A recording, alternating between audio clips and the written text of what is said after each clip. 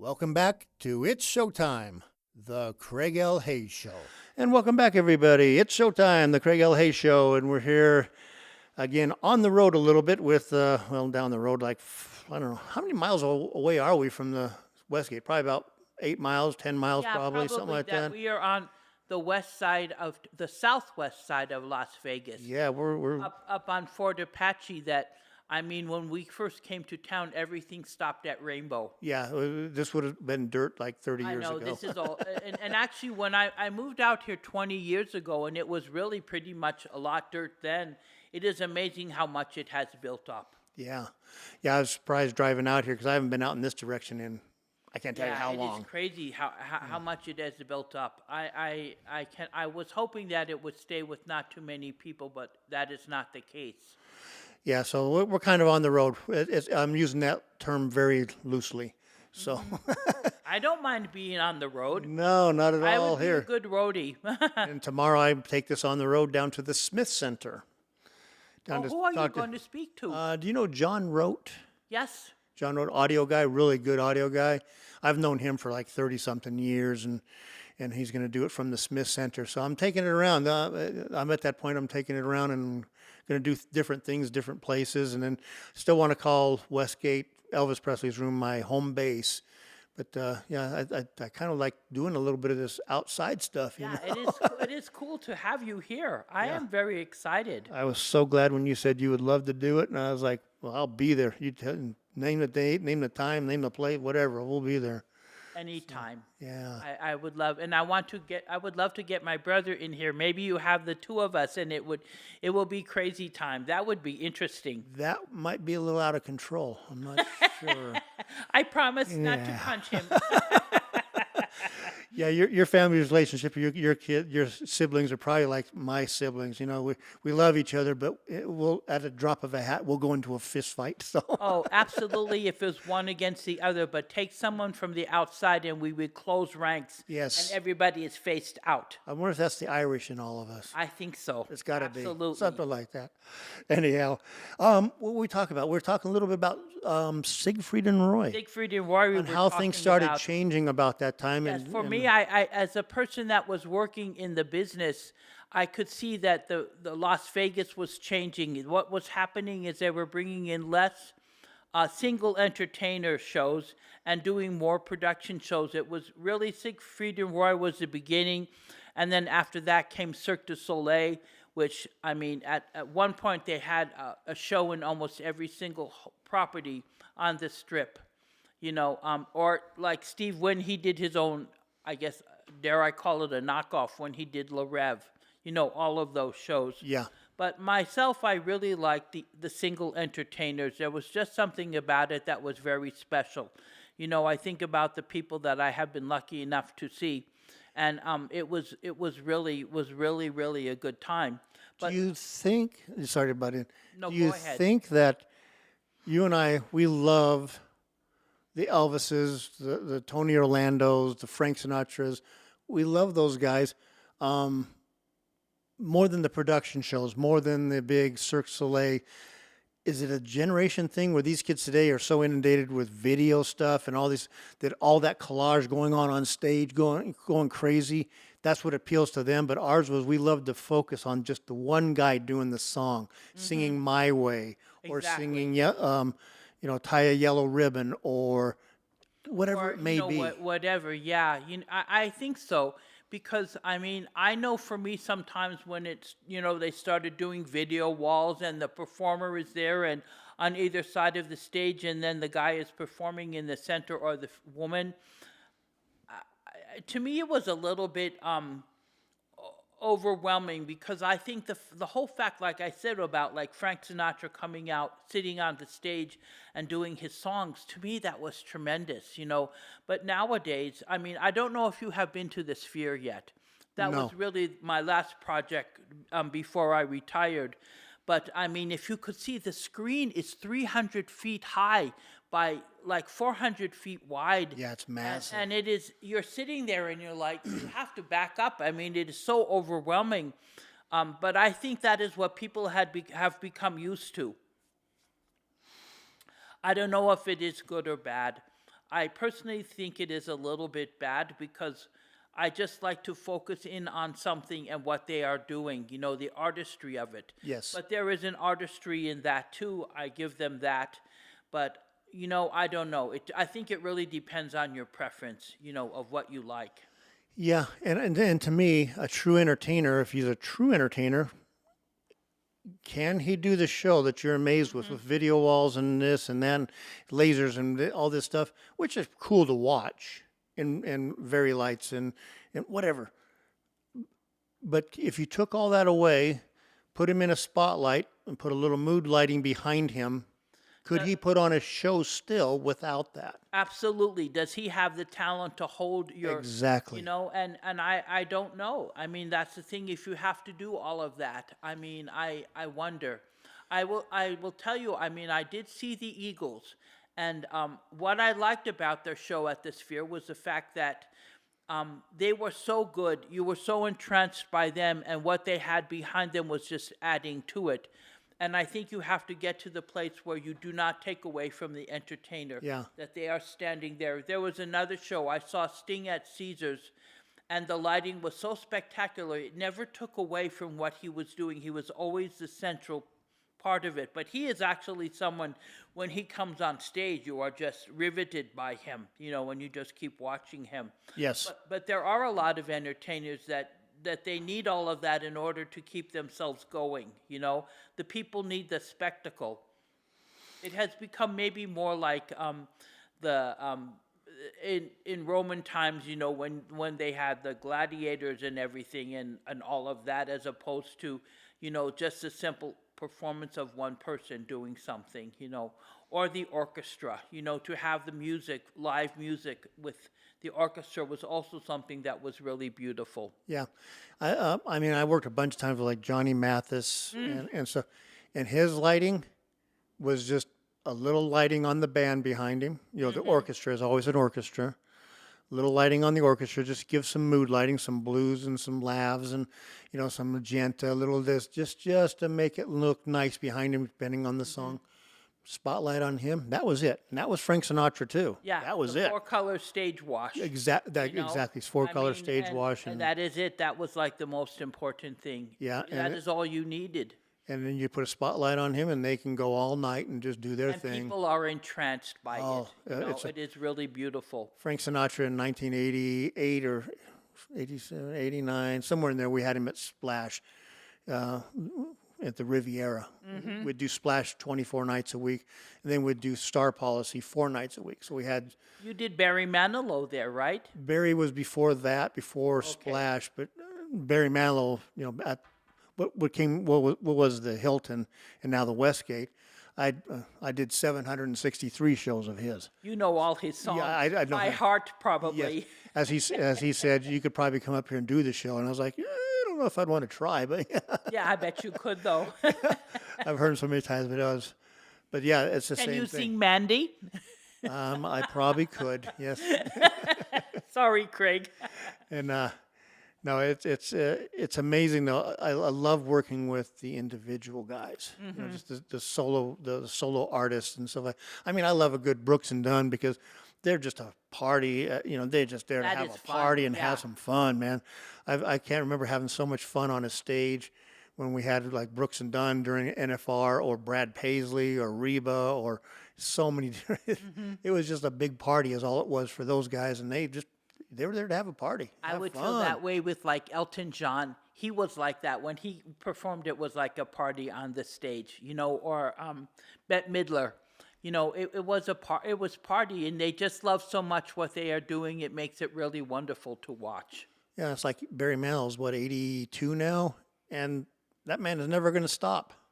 That is amazing. And he's getting past his cancer, I guess. He got lung cancer, but he gets past that, he'll be right back there. The dates are still all over the place on at the Westgate, and he just keeps going and going. But that's his life. He loves it. He absolutely loves it. I remember seeing him as a young high school girl at the Riviera. We were entranced with his music, and we would go at least every time he came. We would go and see his show when he was at. I remember when he was at the Riviera. What an amazing performer. just Yeah. amazing. Just puts on such a marvelous show. I loved every show I did with him. So and all those 16 to 18 hour long days of rehearsing to get to that Absolutely. long stuff. But But no, no, no. I have to agree with you. I think Siegfried and Roy, that was you're probably right. That was pretty much the turn where they started going away from the big production shows, the big, the Follies were going to go away, Lido, Casino de Paris had already gone away long Yeah. before that, and Jubilee, and I think that's the main four big Yeah, ones that were in they town. went, and it was like really the corporations started taking over Las Vegas at that time, and I think that is part of it, for good or for bad. It is what happened, and so things became where before I think a lot of times shows were done to bring people in because they would gamble and eat and party. Everything had to be a moneymaker. And so they started looking at things, and I think that is why some of the production shows started to go away. Yeah, And also maybe there wasn't as much splash as in those shows, so that is why they started with Siegfried and Roy, and then the one that they did at the MGM. God, what is it? Isn't that was the second one that came along that we worked on? The one that Michael Crawford was in for a while. effects. Effects, yes. Yeah. That was the next one that we did again, another monster show. It was really really difficult. I mean, it took a lot of work, but we got it up, with the lighting and the parts of it that we were working on, but they were pretty much putting those shows together as they were doing them. They had a basis in it, but a basic idea of what they were doing, but then it just seemed like they were adding things as we go. And that sounds terrible, and in some ways it is because it runs up the expenses. But I'm sorry, I'm a stagehand. I just saw dollars. I know, and it was good for us too. I mean, yeah, it was like we sold a lot of equipment, and they would call and they would say, "Okay, we need this. How fast can you get it here?" So I got really good. I got called the ramrod because I would get gear here. Whatever we needed to do, we would get it here. That's taking That is care of what you company, have. yeah. Yeah. Like I said earlier, you have to take care of the people, Yeah. and they have to know that you will be there for them and do what they need to do, or at least if you cannot do something, you let them know so they can make plan B or C or whatever it is comes after that until you can supply what they need. I mean, sometimes it got to the point that if they needed something, we would give them rental gear to use and then take the rental gear out when we got their equipment in. It was things like that.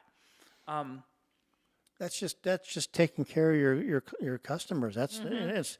And people go, well, how much more did you make? It's not about that side of it every single time, guys. It's taking care of your customers, so they'll keep coming back to you because it's like, man, those guys took really good care of us. We got to, Yeah, I mean, that's worth more than making a couple what extra you need to dollars. do. And I mean, we did not. We were fair. We did not do what I used to call rape and pillage. That is not the way to do business because, you will work for them once, but you will not get called back. I mean, if you can find a place where you both can work out an agreement and it works for both sides, what do they say about a compromise? Maybe everybody walks away not completely happy, but it works. And so we did everything that we could to make things happen. That was the most important thing. Like you said earlier, the show must happen no matter what. You have to have your show going up. Excuse me. So I also want to bring up that at this same time, while we are doing these shows, we are starting to do. We are not starting. We have been doing television in Las Vegas. ABC Sports would come in. The first show that we started that we did every year was bowling down at the Showboat Hotel. we would Wow. set up the lights during the middle of the night, and then they would come in and they would do the bowling show. We did that every year, I would say at least for 10 years where we were doing the bowling show. But my dad developed a relationship with ABC, and they started coming in, and we did so much boxing. We started doing boxing. I actually got to meet Howard Cosell once. He was pretty impressive. But we did boxing. I mean, the biggest boxing event we did was the Cooney Holmes fight. It was at Caesar's Palace. And I think they had like 25,000 people. Correct. I don't know if that is right, but I think I am pretty close. It was the biggest standing stadium that I had seen that wasn't actually a stadium. That there was a man by the name of Mike Brown that used to rent bleacher systems, and he brought in the bleachers for it. But it was a gigantic show. It really was. And we also did the Mike Tyson fights out at the Hilton in the parking lot. And other big shows. It was, well, and then you start learning things. Doing television, live television is a little bit different than doing a production show. I mean, a production show, you have cues. You pretty much, this is a show that we are doing every night. Yep. But when you're doing a sporting event, and it is always different. You don't know what the outcome is going to be, and everything is so just immediate, and there can be no mistakes because it is going out over the air. You can't have lights go out or anything like that. That is when we really, really got into the generator business, because we were renting backup generators for the television trucks and the lighting and everything. It was a big deal at the time. Yeah, because you can use shore power, but if something happens to your shore power meaning hotel power or whatever's being supplied by the facility, something happens to that, TV cannot go out. No, TV they still have to be cannot go broadcasting. Absolutely. Yeah. It has to keep going no matter what. It is the ultimate. The show must go on. Yes, it cannot go out. Yeah, because they can't have dead space there. They can't have it go down because of this or that. I mean, barring an earthquake, destroying everything. But it's like, no, the show has to go on those things because everything's already been sold, time. And, I started learning more and more about the television the more I've done it, there when it was Las Vegas Hilton. It's like they've already sold all this time. They've already done it. It has to happen. That's why we'd have the big Jenny trucks outside, and the buck and boost and all that stuff out there to take care of the power. It is a little bit different because when you did like a Merv Griffin or a Mike Douglas, you could stop the tape, if you had to go back or something. So that was not a problem. But when you are doing a sporting event, Yeah. it has to keep going. Yeah, no matter what. We got these big transfer switches that we used to use where one side was a generator, one side was land power, and we could throw the switches over. And they would be lined up, so because of how much power we were using for the lights. So we did that, and so we got to do a lot of ABC sports, and because of the relationship my dad developed with ABC, the first LA Olympics was ABC Sports, and they brought my dad, and Billy went down there, and Seamus to do the Olympics down in Los Angeles. That's awesome. I remember, and I was here, and I stayed and took care of the business up here, because we could not close down. We still had to work and take care of all of our customers up here, meanwhile they were down there doing the Olympics. So Remember what year that was? I want to say, was it 1980? Well, 84 was LA, but wasn't there one before that, like in the 70s or something? Maybe there wasn't. Okay, maybe it was 84. I think 84 is the one. Okay, That 84. would make Okay. sense, yeah. But it was, we supplied a lot of the lighting, like for the boxing venues and different venues like that. It was our first taste of doing the Olympics. It was foreshadowing because Billy ended up, the lighting director that worked for ABC Sports really took a liking to Billy and took him under his wing as a mentor and was teaching him how to do sports lighting. So Billy ultimately ended up doing the lighting he worked on Atlanta, but Seamus and I went down to Australia and did the Olympics in Australia, and then we also did the Winter Olympics up in Salt Lake City. Wow. Which was, I will never forget that as long as I live. It was an adventure. Isn't Australia awesome?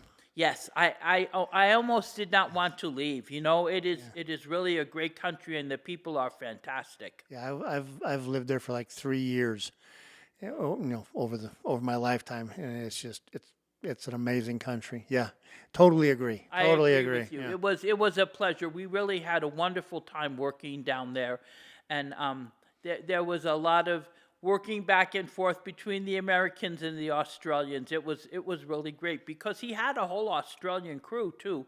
I mean, he just had some key people, um, some down there, some of us and some other people that he brought, in order to watch over the different venues. But and then on top of everything, we were also doing the Today Show. So he would do the Today Show at night, and then we were taking care of the venues during the day. I was on gymnastics, it was a big deal, but it was really great to get to do it. Yeah. Yeah, and a lot of that '84 LA stuff. The Olympics were dragging every bit of lighting gear from everywhere in the country they could find. We had it coming. It's We had it coming everywhere. from. We brought a whole bunch of stuff down. It was PRG then. Cinema Services had already been sold, and we brought a whole bunch of equipment because they had a lot of television lighting gear. So we brought everything down to Australia from there in order to be able to do the shows. But we had to make all new cable and everything because it all had to be their code, not our code. So that was interesting. Yeah, and there's I think it's 240 or 220 down there volt, and they're standard. It's not like our 120 Different here. light bulbs, lamps go into Lamps, all the everything. fixtures and Yeah, everything. Yeah, everything was changed down there. Yeah, yeah. it was an amazing time. But it was also starting to do the lighting for like doing the sports and everything, because I really got into it. My job a lot of times was to be the production manager on the site, so working with the crew and working with the lighting designer and make sure all our equipment is right. And so it kind of took me in a different direction because I had already started working on some shows, but I was starting to get into lighting more myself, where I was like having, I want to say, the courage to go out there and do it on my own. And that was a good thing because it opened up a whole nother world for me. Because when my dad passed in '96, and the company got sold, I actually left and started working on my own, and that is when I ended up doing figure skating for ABC Sports for 13 years, where I would fly around the country and do their shows.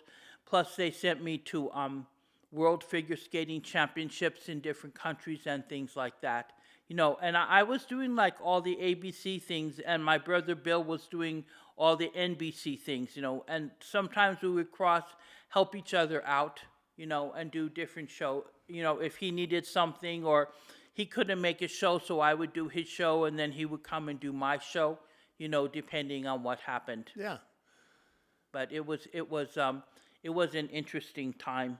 it's good to have someone in your family that can come and give you a hand and watch your back and take care of things and help you out, and it's Well, nice. it's like we had a rigger in Seamus, and we had a lighting person in Bill, and and I was pretty good at running the crews.